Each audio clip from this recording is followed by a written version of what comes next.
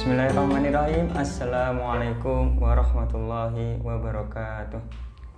Alhamdulillahirabbil alamin. Wassalatu wassalamu ala sayyidina Muhammad wa ala alihi wa ashabihi ajmain. Amma ba'du. Pemirsa Ibnu Salman Center dimanapun Anda berada, di tengah-tengah kita sudah ada guru kita tercinta yaitu untuk melanjutkan sesi yang kemarin, yaitu tentang zakat fitrah, yaitu bersama dengan Al-Ustadz Dr. Haji Abdul Matin bin Salman LCMAG. Assalamualaikum Ustadz. Waalaikumsalam warahmatullahi. Bagaimana kabarnya Ustadz? Alhamdulillah Mas Habib ya. Ini sudah siap melanjutkan sesi yang kemarin. Alhamdulillah insyaallah. Ustadz. Siap, asal didhawuhi sama Mas Habib siap. Masyaallah. Iya, siap. Begini Ustadz, kan kemarin kan sesi sebelumnya sudah dijelaskan tentang apa sih zakat fitrah itu dan bagaimana hukumnya.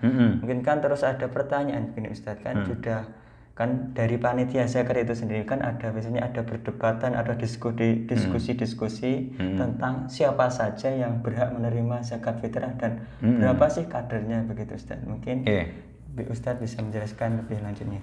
Baik, terima kasih. Assalamualaikum warahmatullahi wabarakatuh. Isakhir rahimakumullah, dimanapun Anda berada, semoga selalu dalam keadaan sehat walafiat. Dan pada 10 hari terakhir di bulan suci Ramadan kita mendapatkan itqun minan nar, jadi pembebasan dari api neraka. Berbicara tentang zakat fitrah untuk siapa dan berapa kadarnya, ada beberapa pandangan ulama yang saat ini sudah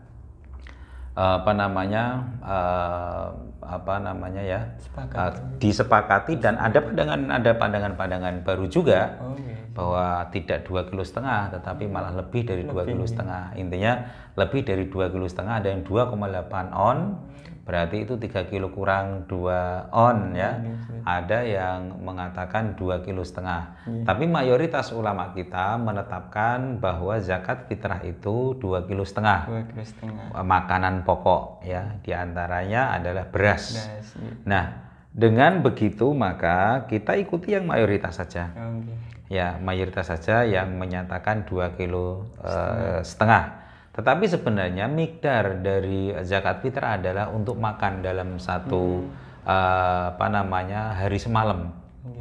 Untuk sehari semalam bagi kaum miskin, kira-kira untuk merayakan pesta Idul Fitri gitu ya. Ketika dia yang lain bersenang-senang Idul Fitri, dia sudah punya stok untuk bisa makan hari. Dia senang-senang tapi nanti mau makan apa? Masih puasa kan? Karena nggak ada yang dimakan. Maka sebenarnya zakat fitrah itu pada intinya adalah untuk memenuhi hajat satu orang fakir miskin dalam sehari semalam itu. Jadi kita pagi hari raya Idul Fitri, lalu kemudian malamnya kan dia langsung kerja tuh. Ya, jadi satu hari itu ada yang dia makan. Malamnya ada yang dia makan. Lah itulah sebenarnya batasnya. Iya. Tetapi perkara ada yang menentukan 2,5 kilo, 2,8 on, 2 kilo 8 on, atau ada yang udahlah daripada ribet-ribet aku mampu aja kan 3 kilo gitu kan. Nah, kalau lebih nggak apa-apa. Tetapi batas minimalnya harus jelas. Batas minimalnya para ulama kita sepakat 2,5 kilo. Dengan ukuran tadi kira-kira kalau saya makan 2,5 kilo satu hari itu sama semalam untuk nanti malam cukup enggak? Cukup. Kalau makan beras saja ya. Kalau makan nasi, itu udah bludak-bludak gitu ya. Kalau digunakan untuk itu ya itu sudah bludak-bludak itu bahasa Jawa nih, bahasa Indonesianya. Sudah berlebihan ya. Nah, tetapi untuk lebih ya biar tidak terlalu banyak istiadat ya. Kita ikuti yang sudah ada para ulama kita membayarkan 2,5 kilo. Nah, adapun yang berpendapat 2,8 on atau 2 kilo 8 on ya sah-sah saja. Siapa tahu kebutuhan di sana jauh lebih banyak, lebih besar kan. Ini hitungannya per orang loh ya, bukan per rumah, bukan per kakak ya, per orang. Hitungannya adalah per orang, jadi bukan per kakak. Oke. Lalu kemudian untuk siapa zakat fitrah itu menurut di sini ada tiga kelompok. Madhab ulama mengatakan yang pertama adalah madhabnya Abu Hanifah atau madhab Hanafiyah ya, madhab Hanafiyah atau yang dinisbahkan kepada Abu Hanifah. Zakatul fitri tusarraf atau li ayyi sinfin minal asnaf ats-tsamaniyah. Jadi boleh diberikan kepada 8 golongan ya, dipilih satu dari mereka boleh. Nggak harus 8 berarti. Nggak harus 8, dipilih dari mereka boleh. Bahkan sampai wa an yukhassa bihal fuqara juga boleh. Dikhususkan bagi fakir miskin saja juga boleh. Tetapi tidak terbatas hanya fakir miskin. Kalau di luar fakir miskin menjadi tidak boleh atau batal zakat fitrahnya, tidak begitu menurut pandangan madhab Hanafiyah ya. Madhab Hanafi. Lalu kemudian yang jelas dari 8 asnaf atau 8 golongan yang berhak mendapatkan itu dipilih salah satu atau ke-8-nya juga boleh. Dalilnya adalah innamas shadaqatu lil fuqara'i wal masakin wal 'amilin 'alaiha wal mu'allafah qulubuhum ya ila akhir. Ada 8 kelompok itu. Nah, karena ayat ini sifatnya umum dan zakat fitrah itu seperti sodakoh yang lain, maka dia boleh diberikan kepada 8-8-nya atau dipilih, ditentukan. Yang penting masuk dalam salah satu dari 8 golongan ini. Ya. Yang kedua adalah madhab asy-Syafi'iyah dan madhab mayoritas ulama dari Syafi'iyah. Juga Ibnu Hazm mengatakan bahwa zakat fitrah itu wajib ditasarrufkan ya kepada al-asnaf ats-tsamaniyah. Iya, 8 asnaf yang disebutkan di dalam Al-Qur'an. Jadi innamas shadaqatu lil fuqara'i wal masakin wal 'amilina 'alaiha wal mu'allafah qulubuhum ya. Wal mu'allaf. Jadi 8-8-nya ini boleh wajib diberikan zakat fitrah dari 8 golongan ini. Kenapa? Karena bahwa zakat fitrah itu seperti zakat-zakat yang lain, maka cara memberikannya pun harus disesuaikan sebagaimana zakat-zakat yang lain. Itu. Lalu kelompok ketiga yaitu pendapat dan madhabnya Al-Malikiyah mengatakan bahwa zakat fitrah tusarrafu lil fuqara wal masakin faqat duna ghairihim min masarifiz zakat al-ukhra. Jadi zakat fitrah itu ditasarrufkan, diberikan kepada fakir miskin saja. Tidak untuk selain fakir miskin. Jika diberikan kepada fakir miskin, maka tidak sah zakat fitrahnya. Karena itu berdalil dengan hadis Rasulullah yang diriwayatkan oleh Abu Dawud tadi, zakatul fitri ya tuhratun lis-shaimin wa tu'matun lil masakin.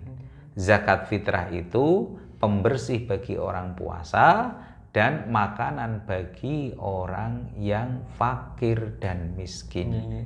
Karena itu keumuman ayat itu tadi dikhususkan dengan hadis Rasulullah. Ayat tentang sedekah 8 asnaf, 8 golongan yang berhak mendapatkan zakat.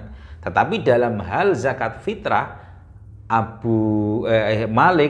Imam Malik atau madhab Malikiyah, madhab Maliki menggunakan hadis Rasulullah riwayat Abu Dawud tadi.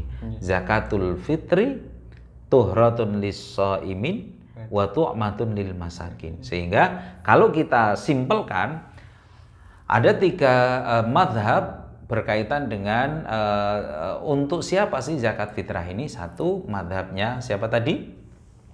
Hanafiyah atau madhab Hanafi mengatakan boleh 8-8-nya dari 8 asnaf ini atau salah satu dari mereka, yang penting masih dalam 8 asnaf ini, atau dikhususkan bagi fakir miskin juga nggak apa-apa selama fakir miskin masuk dalam kategori 8 ini, gitu kan.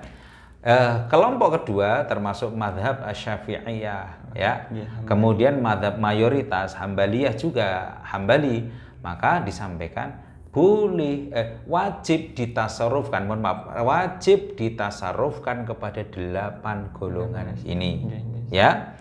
Nah, lah madhab ketiga Malikiyah tidak boleh. Justru zakat fitrah itu beda dengan zakat mal dan zakat-zakat yang lain, karena dalilnya adalah zakat fitrah dari orang berpuasa diberikan kepada fakir miskin orang-orang yang berpuasa atau orang-orang fakir miskin yang muslim. Nah, itu jadi kalau diberikan kepada 8 asnaf yang atau 8 asnaf yang lain selain fakir miskin, menurut Hanafiyah, menurut Malikiyah, maka tidak sah. Ya. Jadi kalau saya berpendapat seperti Malikiyah. Iya, jadi zakat fitrah hanya khusus untuk fakir miskin. Iya. Masa sih, Mas? Kita di masjidnya ada panitia. Kita bentuk panitia. Kira-kira kita kerja di sela-sela, kalau habis sholat kita nerima zakat, kemudian kita nimbangi, ya kan? Lalu kemudian besok kita bagi, ya. Masa sih kita dapat bagian? Padahal panitianya pakai Alphard, pakai ya, Pajero gitu ya. Nah, itu masa sih dia berhak dapat gitu loh. Hanya berlindung dari kata amil. Ya iya sih boleh, tetapi kan zakat fitrah itu kan kata Rasulullah tadi itu kan tuhratun lil masakin, lil shaimin wa tu'matun lil masakin. Itu loh. Nah, jadi menurut saya lebih cocok ke Malikiyah. Kalau saya, ya bukan berarti saya tidak Syafi'i ya, tetapi bahwa dalam hal ini saya lebih cocok kepada Malikiyah. Jadi fitrah, zakat fitrah hanya untuk fakir miskin. Kalau ada ghorim, ada amil, ada macam-macam, dia diberi bukan karena amil, dia diberi bukan karena ghorim, dia diberi karena fakir miskin. Misalnya amil tapi dia miskin, ghorim ya, banyak utang tapi utangnya ya sampai membuat dia miskin, ya kan? Nah, itu boleh untuk diberikan, Kak. Tetapi bukan karena ghorimnya, bukan karena amilnya, tapi karena dia adalah fakir miskin. Karena pengertian amil dalam zakat adalah orang yang mengelola zakat. Kesehariannya kerjaannya itu, nggak punya kerjaan yang lain. Kalau dia kerjaannya setiap hari mengelola zakat, lalu dia nggak punya pekerjaan yang lain, kan dia punya anak, punya istri, anaknya sekolah, maka ketika ditagih SPP kan nggak mungkin, oh bapak saya karena amil zakat, kan nggak bisa begitu. Maka harus mendapatkan ketika zakat-zakatnya. Tetapi zakat fitrah itu kan kerjaannya cuma 1 hari mengumpulkan zakat fitrah, 1 hari membagi. Dan itu bisa diseling-seling pada saat kita sedang ngasuh, sedang istirahat, sholat antara duhur dengan asyar. Kan biasanya kan kita hari-hari begitu kan sudah tidak bekerja apa-apa. Yang mengisi waktu, masuk begitu aja kita sebut amil kan tidak. Nah, itu jadi, atau mungkin fisabilillah. Fisabilillah itu kan juga banyak yang kaya orang sekarang ya, di rest area ya. Misalnya kita sedang perjalanan atau kita mudik. Asli kita orang Jakarta, kita mudik, bukan mudik ya, tapi nengok mbah, nengok ini ya, pulang kampung. Itu terus kemudian di situ kita dianggap sebagai fisabilillah, padahal tabungan kita banyak gitu loh. Sementara orang-orang di kampung itu jauh lebih berhak mendapatkan. Nah, karena itu saya lebih cocok kalau zakat fitrah itu diberikan hanya khusus untuk fakir miskin. Itu, Mas. Terima kasih. Iya, sama-sama. Semoga Ustaz selalu diberikan kesehatan. Amin. Lancarkan rezekinya. Amin. Dan keluarganya hanya jadikan anak yang soleh. Amin. Doanya terima kasih Mas Habib, mudah-mudahan cepat jodoh yang solehah, yang bisa memiliki anak yang banyak. Ya. Insya Allah. Pemirsa Ibnu Salman Center dimanapun Anda berada, tadi sudah dijelaskan oleh guru kita yang tercinta. Semoga berikan kepada kita kecerahan kita semua sehingga tidak ada perdebatan lagi ya Ustaz. Insya Allah, tapi fikih itu nggak bisa kalau nggak berdebat. Fikih itu harus berdebat. Ya. Kan sudah ada patokannya. Betul, ya betul ya. Sekali lagi terima kasih Ustaz. Ya. Pemirsa Ibnu Salman Center dimanapun Anda berada, sekian dari kami. Dan kami juga mengajak kepada pemirsa untuk ikut andil dalam pembangunan rumah tahfidz Yayasan Ibnu Salman Center, yang mana informasinya dapat diakses di bawah ini insya Allah. Dan kami juga mengucapkan jazakumullah khairan kasiran, semoga Allah SWT memberikan balasan yang setimpal kepada para pemirsa. Lemah telas Gusti Allah yang balas. Oh gitu ya, lemah telas Gusti Allah yang balas ya. Mungkin itu saja, kurang lebihnya kami mohon maaf yang sebesar-besarnya. Assalamualaikum warahmatullahi wabarakatuh. Waalaikumsalam warahmatullahi wabarakatuh. Ayah Mas ya.